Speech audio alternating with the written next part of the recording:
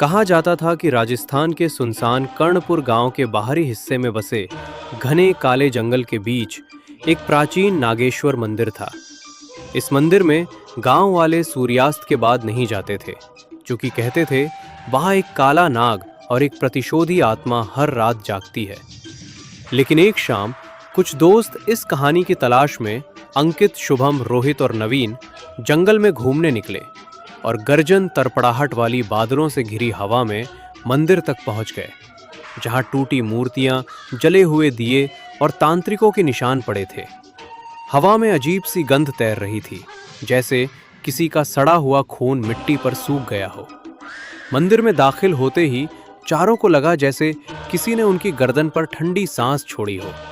तभी उन्होंने देखा कि गर्भगृह में एक विशाल काला नाग कुंडली मारे सो रहा था, जिसकी चमड़ी नीली रोशनी छोड़ रही थी और उसके सामने राख, हड्डियां और सूखे फूलों वाला तांत्रिक आसन पड़ा था।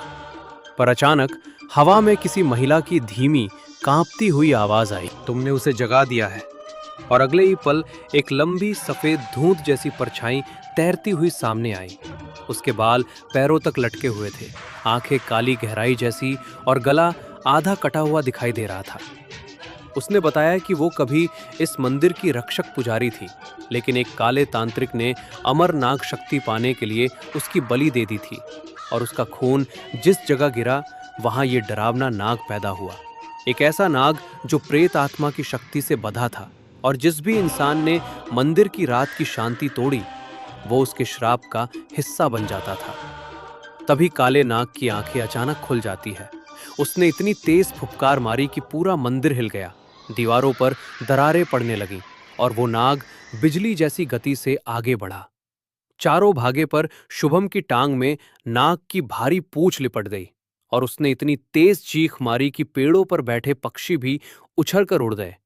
नाग ने उसे अंधेरे में घसीटकर गायब कर दिया। बाकी तीन जंगल में दौड़े, जहां हर शाख पर सांप लटके थे। जमीन पर छोटे छोटे नाग रेंग रहे थे और हवा में वही प्रतिशोधी आत्मा रोते हुए कहती जा रही थी, माँ, मुझे मुक्त करो, वरना तुम भी शापित हो जाओगे।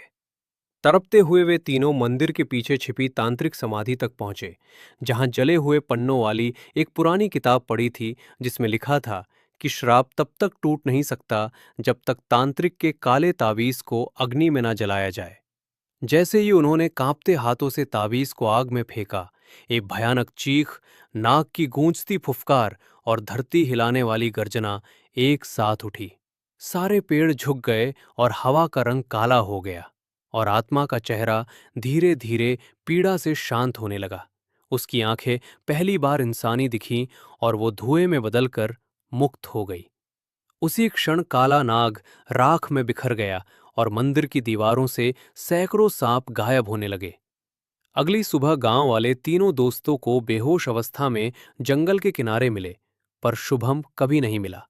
बस रात के सन्नाटे में नागेश्वर मंदिर की ओर से आज भी उसकी चीखें और नाग की हल्की फुफकार सुनाई देती है, जैसे श्राप का कोई हिस्सा अब भी जिंदा हो और किसी नए शिकार का इंतजार कर रहा हो।